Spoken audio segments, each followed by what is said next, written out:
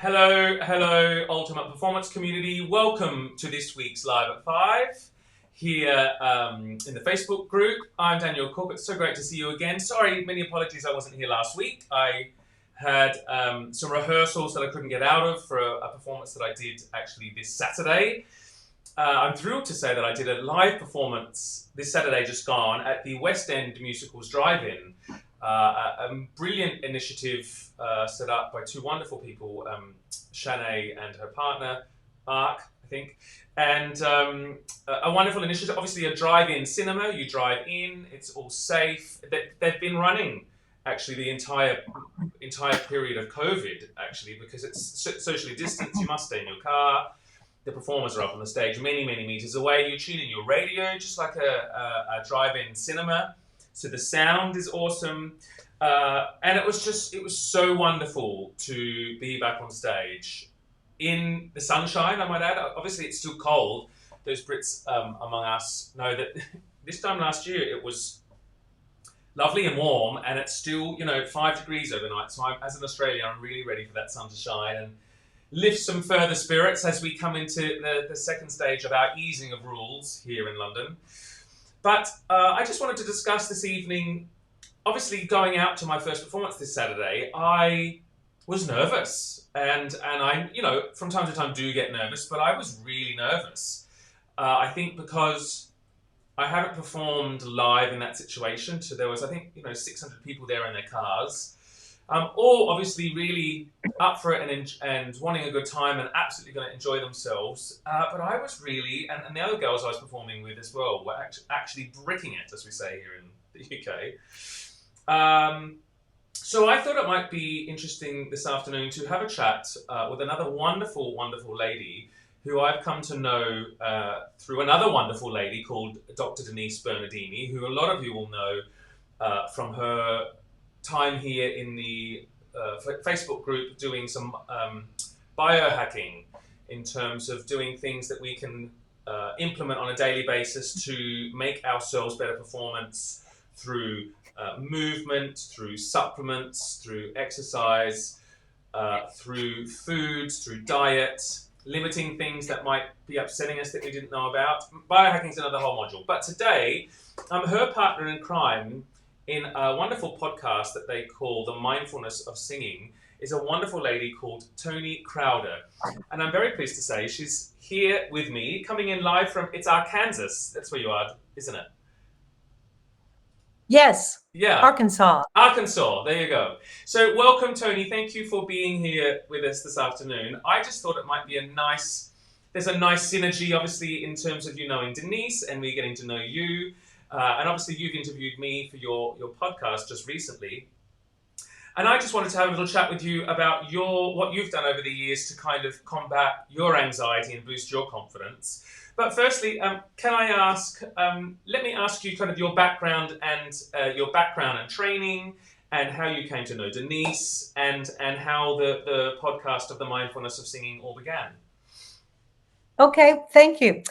Delighted to be here and to share with you my background, and my bachelor's degree is in music therapy and music education, and my master's degree is in vocal performance and pedagogy. And Daniel, I can see we have a terrible lag time. Is there anything we can do about that? I keep talking, but I know that's... Now that I've put you on the main screen, it should speed up a little bit. Okay, I see it still going. I apologize to that. I know that's annoying for people to watch, but this is a good opportunity to practice some mindfulness. Yeah. And maybe just listen and not watch at the same time if that's very distracting for you. But anyway, my background, as I said, I have a bachelor's degree in music therapy and music education, a master's degree in vocal performance and pedagogy. And that's where I met Denise in grad school together. And after my training, I worked both as a music therapist and music educator, a performer, had a one-woman show and traveled and performed. And I was actually on my way to Italy when COVID struck and stopped by to see Denise. And she suggested that we write a book together called The Mindfulness of Singing, and we did. And that evolved into a podcast and many other things during this COVID time. What else did you ask me? I'm distracted by seeing my mouth move Oh, I too know. at the wrong cue. I'm gonna bring myself back and see if we can't speed things up a bit. Has that made it any better? It's really quite strange because I always check my internet speeds before we come on, and I've just done a reset. Maybe it's the weather. I know you said it's raining your end of the pond. Um, but Yes, and that does tend to affect, but I can see now my mouth seems to be moving in sync with what I'm saying. yeah, So, there we yes, go. that's better. So So we'll just battle on, because if nothing else, people can close their eyes and listen to it as a podcast. there you go. Yeah. So over the years, how did you and Denise discover your kind of synergy with mindfulness and wanting to kind of develop this further as a project together? Well, we have a lot of common interest. I'm interested in all the similar things, the biohacking. And really, when she presented the idea to me, I said, well, that's really true, because the hidden treasure of singing is the mindfulness practice that's below the surface. Denise likes to say, if you've got two vocal cords that function, you've got a great biohacking tool, because you singing is so intrinsically tied to our mind, body, and spirit. How you feel, what you're thinking, and all those things tie in together. So um, that's really the part that excites us about the mindfulness of singing, is we're wanting to help people who maybe they're not trying to pursue a career, or maybe they are, to dig a little deeper in their own singing and see what they can learn about themselves in the process. And you ask about what do I do? As you were talking, I remembered a time that I was performing with an international star. I was on National Public Radio, and I was backstage, and I was a bit nervous. And my training, I have a yoga voice certification and also a level 1 yoga teacher. And so I just took off my shoe and stood in a tree pose, because that pose, that posture, is really good for the monkey brain. And of course, that's what's going on when you've got anxiety. And then did some alternate nostril breathing. And I have to say, I felt like I floated out on stage. It really helped me get centered. So I do a lot of breath work and yoga in combination to battle my anxiety and nerves. Great. And in the meantime, I think the speed of everything is caught up, so we're back on track. Good. So can I just ask as well?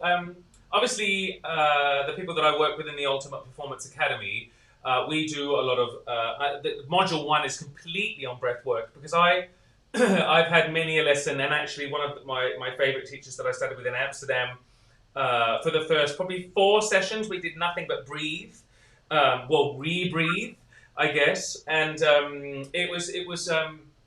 it becomes rather revelationary. I mean, as a singer, obviously, I'd been singing quite a while at that point, and I wasn't breathing wrong, but I wasn't breathing as well as I could, and so this cool, and also back in those times, I was classified as a baritone. I mean, I desperately wanted to be a tenor, and Margrethe was like, once we found this new breath and the diaphragm opened, and the nose breathing was implemented, and all this kind of thing, and things loosened and engaged, and all of a sudden we started finding these high notes that I never thought I had. And kudos to her that it really does, in my case, kind of stem from that kind of breath. Look, I'm not saying that, if you're a bass baritone, you're a bass baritone, but I definitely was a baritone at that stage with a higher register if I really engaged. And she just started taking me up and over my tessitura and exercises just very gently and stuff, which is obviously a way I kind of demand on working. I'm just going to change the lighting here. Because gently is the way forward in kind of any young voice. And, I was 24 back then. But is there, in terms of breath work being obviously an amazing tool for overcoming anxiety, you just said before alternate nose breathing. Denise obviously showed us one where you cover your eyes and your nose and feel those lovely vibrations and things, and just getting yourself out of your head. But is there a time you can look back on and think, I really I was really struggling, and you utilize the techniques that you've obviously studied and founded and just implemented them, if you know what I mean. Because a lot of people will go, I know alternate nose breathing and I must do this, and sometimes I think that, and again, I think you've studied it for an enormous amount of time, so you trust in these methods. But for anyone that's maybe just learning them or whatever, is there anything additionally they can do on top of just trusting the method? Is there any advice for them? Well, some of the things are relatively new for me. For example, the Brahmari or Brahmari, whatever, the where sensory deprivation, that was something that we were sharing together, and something that I sort of discovered on my own during COVID, when I could get lost in these breathwork practices early in the morning. I'm a morning person at 3 o'clock in the morning, and 2 hours could go by humming and exploring. And what's happening when I do this? I wonder what this would be like. And all of that evolved into many different things. So I haven't had a long time to play with that in the performing world. It's been more of something I've enjoyed during the lockdown, and some things that I've discovered, because I really so firmly believe that one of the things that I miss, and I think many young singers miss, is the sense of play. And that came out of a sense of play. And that's really where I think the mindfulness, the marriage of being aware and playing at the same time. So I haven't seen that yet, but I'm eager to apply it down the road when we're actually performing together and doing things. So. Yeah. And how's things looking, like obviously your side of the pond, in terms of things getting back to normal? I mean, is there an end in sight for live performance, or a version of what live performance used to be? Yes, it's coming. We can see that more and more people are getting vaccinated.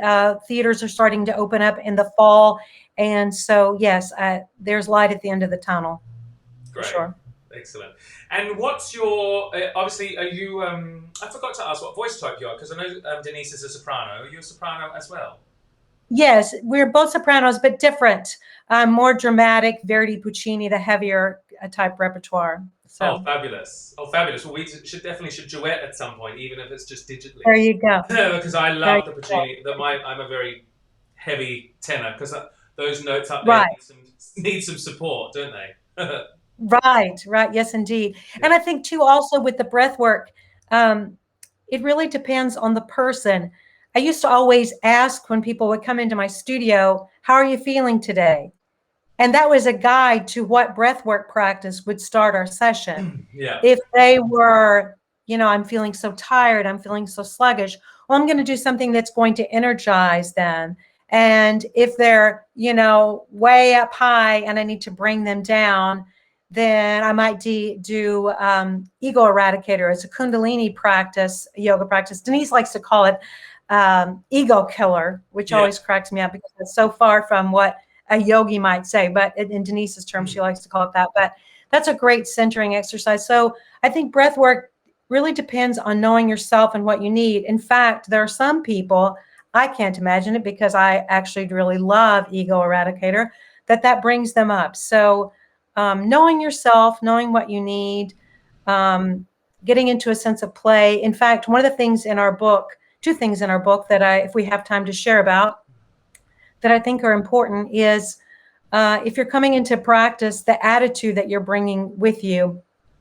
And during COVID, I wrote a singer's meditation and prayer that's in our book, and a song too that came to me during all this buzzing and humming of really feeling grateful for the chance to practice. Because how many times do people come in with a sense of gratitude or a sense of, I've got to get this done, and that changes everything about the way that I want to say play. In fact, we do seminars, but we call them play shops instead of workshops. Yeah. Because shifting our mindset around play instead of work is powerful. Yeah. Look, and I think we're all guilty of that over time. I mean, me specifically, in terms of, I think when the sheer volume of things come back, because I've always said, especially, starting this group and starting the academy, is that when things come back, they're going to really be on fire.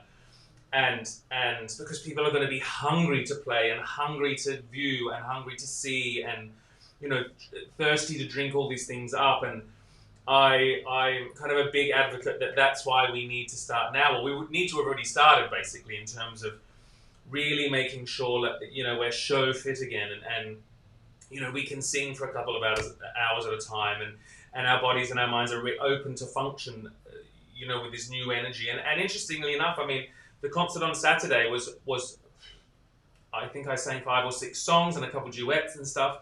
But obviously, through the sheer exhilaration of performing and the nerves and stuff, I mean, I was absolutely exhausted on the way home.